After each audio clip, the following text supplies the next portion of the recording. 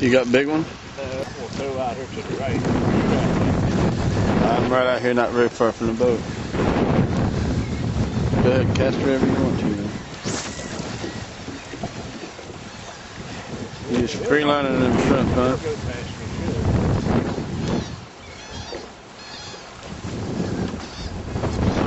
Oh, what do we got here? We got one. Hey. Oh, man. Woo, man. Took my line way over that way. I had one on there, took off, going upstream. Felt good. I don't think that was a yellowtail there. Yeah, we got one here. That's a trout. Hey, grab this camera. Michael, grab the camera. Cool. Yep, Look at that. good, Cool. Keep a trout, buddy. Look at that, buddy. Wow. Look at that. Stand it over here. Wow, look at that. I'm trying to be too. Okay, we got some nice trout. Yeah. Yeah, that's right. Uh-huh. Cool. Wow. Ready? That's a pretty trout, man. Caught him on a nuclear chicken. Yeah. Hey, where's your... Caught me a big fish on my birthday. Yeah, man. Get you one now, buddy. Get you one on your birthday. Here's a funny one to challenge your local evolutionist with. Ask him where the moon came from. Ask him where his colleagues, his favorite scientist, said the moon came from 10 years ago. Then ask him where he says that the moon came from 9 years ago, and then 8 years ago. You see, whether you realize this or not, these famous scientists that you guys look up to, man, they've made all kinds of false predictions saying, well, no, we know the moon came from here now, and no, we knew the moon came from this. And then later on, they're proven wrong. And you know what? Truth is, they don't know where the moon came from. God confounded them by making the moon out of a different type of metal. Its core,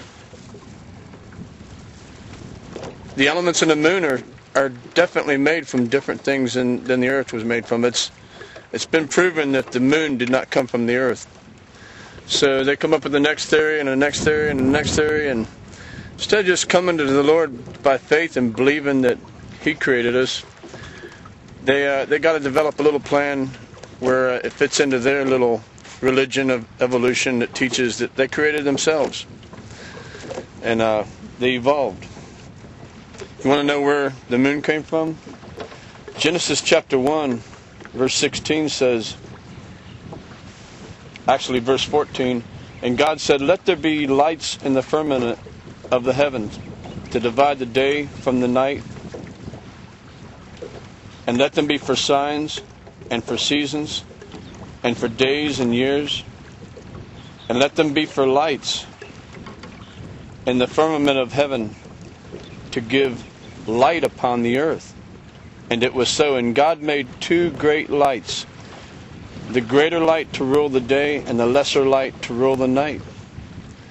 He made the stars also. And God set them in the firmament of heaven to give light upon the earth, and to rule over the day and to rule over the night, and to divide the light from darkness. And God saw it was good. And the evening and the morning were the fourth day. God created the moon, the stars, the heavens. Do you know that He mentions two galaxies, two constellations of stars in the scriptures, if you just read what He says? You know, evolution is a religion. And it was formed by atheists.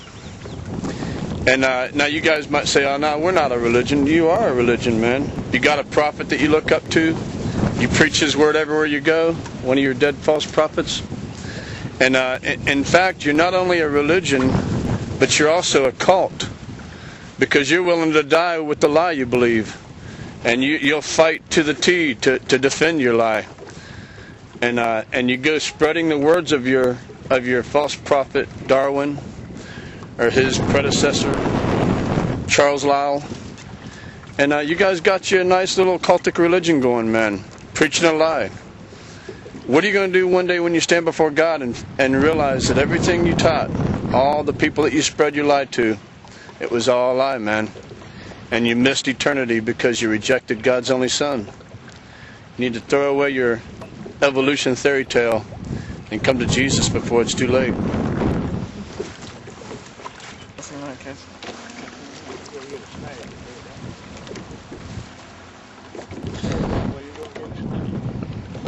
I've got a question for you evolutionists out there. Real simple little question.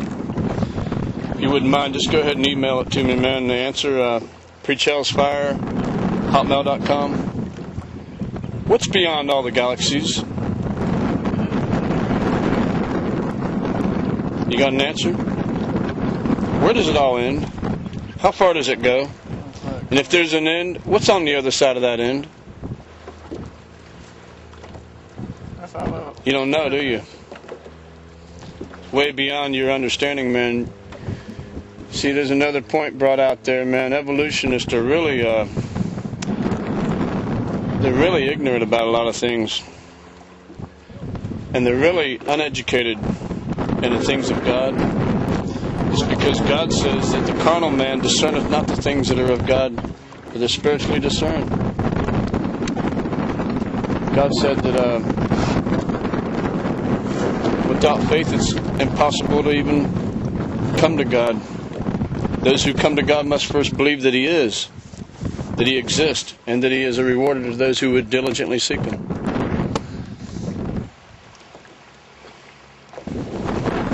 There's some fish sitting out here, Dad. You got one? Get him in.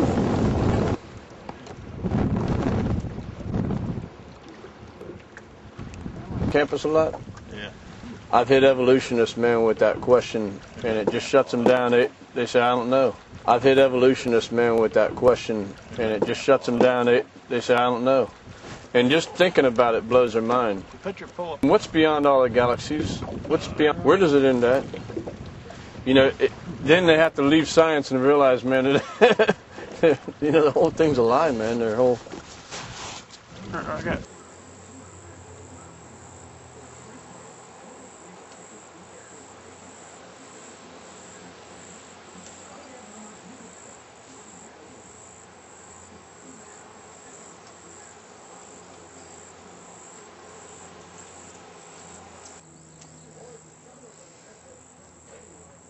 Psalm 19:1 says, the heavens declare the glory of God, and the firmament showeth forth His handiwork. Day unto day uttereth speech, and night unto night showeth knowledge.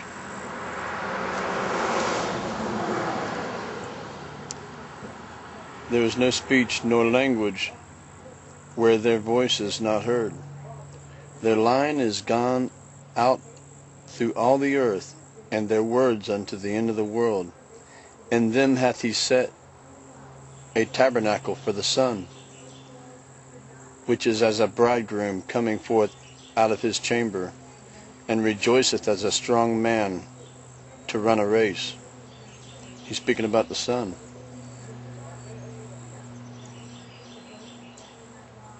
His going forth is from the end of the heaven, and His circuit unto the ends of it, and there is nothing hid from the heat thereof.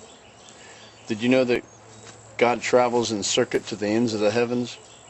Circuit means, like you travel in circuit, you repeat the same course annually, rather once a year, or, you know, there's definitely a pattern where you travel in a circuit and return back to the same places again.